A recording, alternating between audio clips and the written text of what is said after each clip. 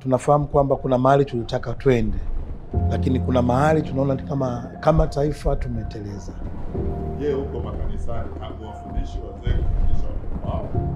Kuna vitu ambavyo Biblia imeangazia mahali ambapo tunaweza kupata pa kujifunza. Lakini hawa wazee ni waumini wenu. Kama watumishi wa Mungu wanaweza kuwa na nafasi nayo, lakini pia kuna misingi ambayo wazazi wanapaswa kuiandaa, kwa sababu mtu wa kwanza ambaye ni mchungaji wa kwanza katika familia anakuwa ni mzazi, na maandiko yanasema kwamba mlee mtoto katika njia impasayo, naye atakapokuwa hataiacha.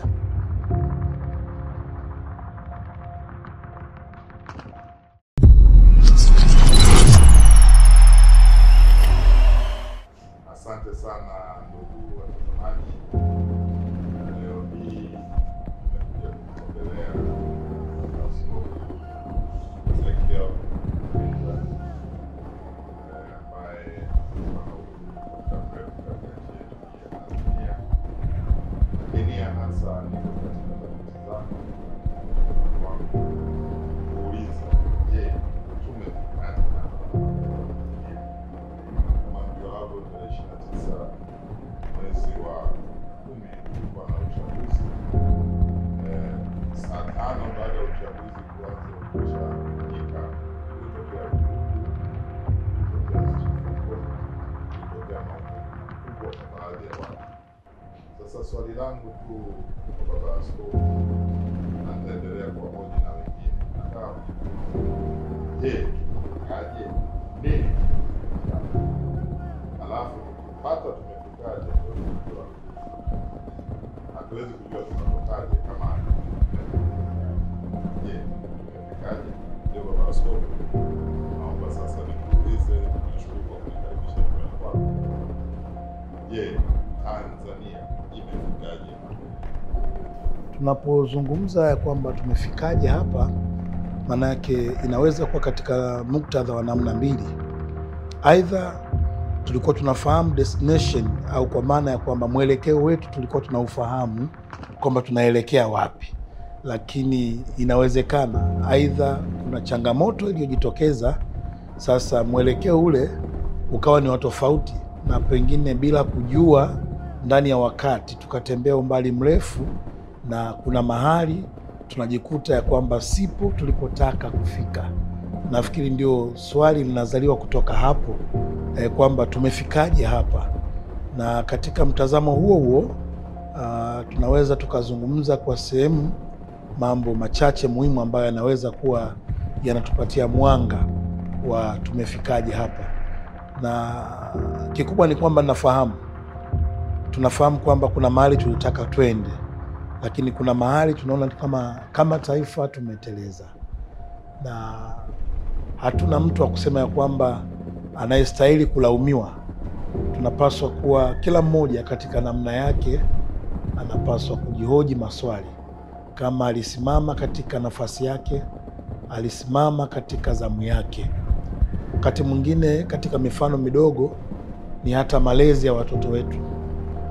Kuna wakati kuna vitu unaweza ukaviona katika picha ya ndani na ukavichukulia kana kwamba ni vitu vya kawaida, lakini kadiri mtoto unavyomlea ndivyo ambavyo anaendelea kukua. Anaweza kuwa anavaa mavazi ambayo sio ya star katika tamaduni zetu.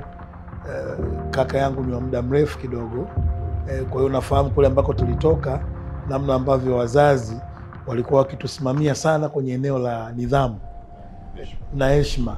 Na unafahamu kwamba hata uvaaji sisi wanaume ulikuwa si kama vijana wengi ambavyo sasa wanavaa. Zamani sisi kutoa suruali umevaa hii ya kuishia nusu makalio unapata adhabu kali sana, na hata ilikuwa ni adimu sana kuona vijana wa kiume wamesuka nywele, wameweka na heleni kwenye pua. Lakini kuna mahali ambapo vilikuwa vimeanzia, na tukafikiria kwamba tuna adapti katika mazingira ya magharibi, lakini leo hii vimekomaa na vimeota mizizi.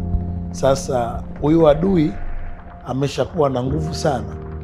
Katika baadhi ya nyaraka za Biblia kuna mahali ambapo Mungu alikuwa anamwagiza mtu mmoja anaitwa Sauli, akamwambia kwamba aende akawaangamize Waamaleki.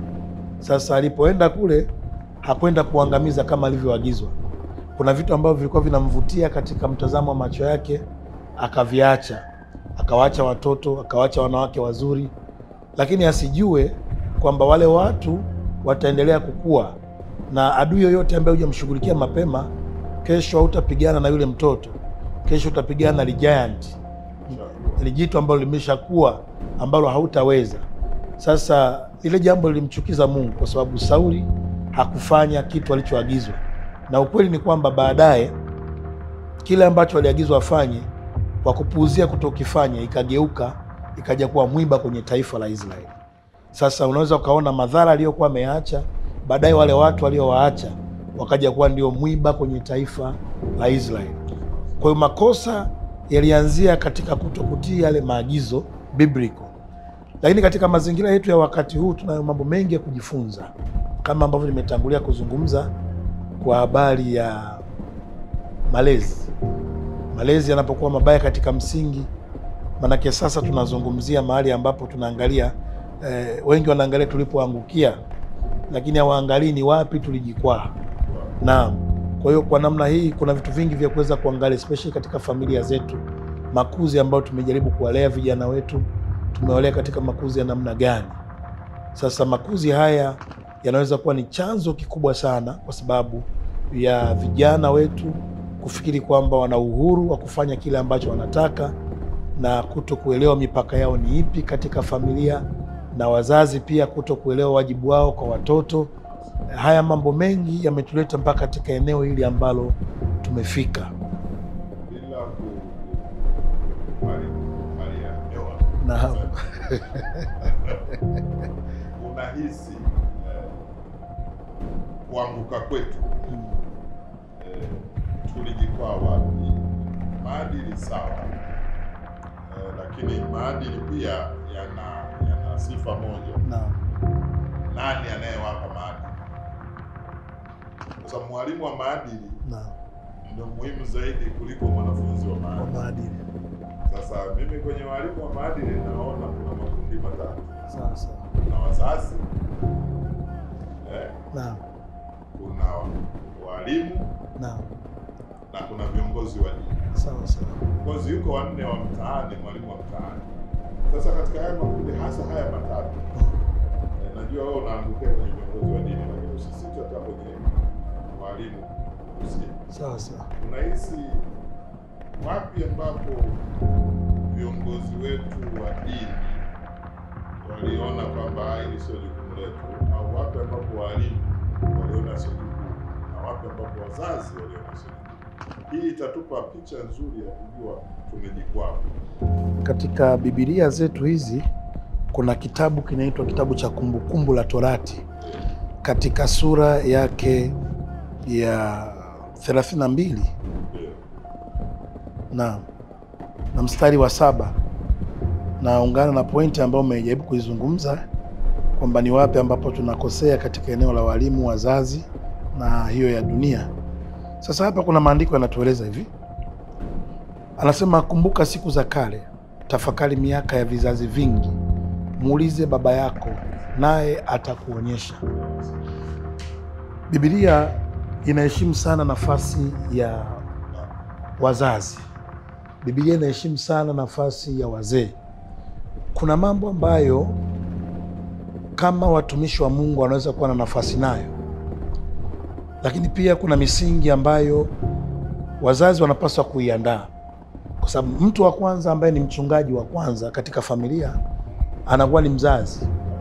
Sasa mzazi huyu ni mchungaji wa kwanza, na maandiko yanasema kwamba mlee mtoto katika njia impasayo, naye atakapokuwa hataiacha. Kwa hiyo misingi hii inategemea sana, msingi wa kwanza ni mzazi. Manake ni kwamba kama mtoto alilelewa katika misingi mibovu ya kushindwa kuheshimu hata wazazi nyumbani kwake, hata mchungaji ambaye atakwenda kumchunga huyo mtoto atakuwa na wakati mgumu sana, hatafanikiwa. Na kwa sababu dunia ni mwalimu aliyekuwa ni mkatili sana, anapofika mahali pa kufundishwa na ulimwengu, ulimwengu hauna huruma. Mwalimu dunia ni mwalimu ambaye ana ukatili mwingi sana. Kwa hivyo kuna vitu ambavyo Biblia imeangazia mahali ambapo tunaweza kupata pa kujifunza amezungumza kwa baba, amezungumza kwa wazee waliotangulia, maanake Biblia inatambua nafasi ya wazee katika kuleta elimu. Wazee kwanza ni mzazi. Baba amekufundisha nini katika kukua kwako? Zamani sisi tulikuwa tunakuwa tunafundishwa kwamba ukimpiga huyu ni dhambi kubwa sana, na tulikuwa tukikua tunaona wazazi wetu hawana magomvi. Ninyi mmetangulia kabla yetu, lakini maisha mliokuwa zamani, sisi tunaweza ukatoka ukaenda kwa jirani ukalala, na palikuwa pana hali ya kuaminiana, na baba asikutafuta. Akijua tupo kwa mtu fulani, anajua bondi waliokuwa nayo, huwezi ukapata madhara ya namna yoyote. Lakini naona kuna shida iko hapa pia katika kufundisha. Ni walaumu kidogo wazee mliotangulia. Sioni kama mlifanya jukumu kubwa sana la kufundisha, kwa sababu kama watoto hawa wangeweza kupata pia maadili ya kuwatosha na elimu ya kuwatosha, kwa sababu ninyi mna historia kubwa kwa sehemu ambayo naamini Mungu ametupatia umri huu ambao tuko nao. Tuna kasehemu fulani ka historia special labda kwangu, lakini kuanzia kwako na kwenda kwa watu wa chini zaidi, mna historia kubwa sana. Sasa ile historia ya kizazi hiki kinahitaji pia kuweza kuipata, lakini wako wapi hao wazee ambao sasa mimi naam, mimi nataka kurudishia lawama wewe. Umerudishia kwa wazee kabla, lakini hawa wazee ni waumini wenu. Sawa sawa. Je, huko makanisani hamuwafundishi wazee kufundisha watoto wao? Kwa sababu tunatafuta tumeangukia wapi, tumefikaje hapa? Sawa sawa. Kanisa na misikiti ndio misingi ya imani. Naam. Hasa kwa taifa. Sawa sawa. Je, kule msikitini, je, kule kanisani kuna mahubiri au kuna mihadhara inayoeleza malezi na makuzi ya mtoto? Inawezekana sisi kizazi chetu kikapita hakiendi kanisani. Sawa sawa. Kizazi kilichotufuata sisi kinaenda kanisani, lakini kama akifundishwa jinsi ya kulea watoto, je, mimi swali langu sio nirudishe lawama kwenu viongozi wa dini kwamba je, mmechukua nafasi yenu huku kwenye msingi wa kanisa tunakoletewa kama viongozi wa dini? Tumeingia pia katika generation ambayo machafuko sasa hivi yako pande zote, na pamekuwa pana mchanganyiko au mkanganyiko ambao hata kumjua mtumishi sahihi wa Mungu inakuwa ni shida. Yale mafundisho ambayo sisi tulikuwa tunakulia kipaimara na kujifunza amri za Mungu katika eji ya utoto, sasa hivi ukiangalia, nikiri kwamba kwa sehemu kubwa haya ni mambo ambayo ni kama utamaduni wa kiimani ambao na wenyewe umeshuka. Kwa sababu hiyo ninaweza kusema kwamba ni alert kwetu kama wachungaji, manake kuweza kutengeneza structure ambayo tutawasaidia watoto kukua katika misingi ya imani. Sasa misingi ambayo tunakutana nayo kwa wakati huu, watu wengi kwa sehemu wanaangalia matumbo yao. Unaweza ukaangalia hata promotion za kwenye television zetu, kwenye maredio yetu, yani watu wanaunganishwa, shida zao ndio zinawaunganisha na Mungu, lakini sio neema ya kumjua Mungu. Unaona, senta ya wao kumjua Mungu yanakuwa ni matatizo ambayo wanaambiwa kwamba wakiingia kanisani yatakwenda kuondoka. Sasa wamekuwa watu wengi ambao wako kanisani, lakini ni kama wako stendi ya basi, wanasubiria basi lenye muujiza wao, basi lenye utajiri wao, kwa sababu ndicho ambacho watu wengi sasa hivi nyakati hizi ndicho wanachoambiwa kwamba ukija utapata gari, utapata mume.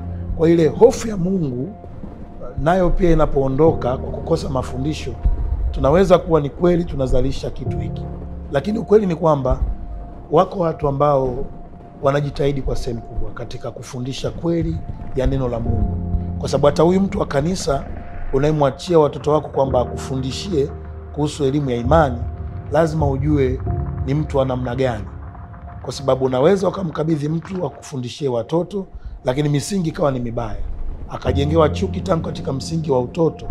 Kwa hivyo anavyokuwa anakuwa na misingi ya chuki na maumivu.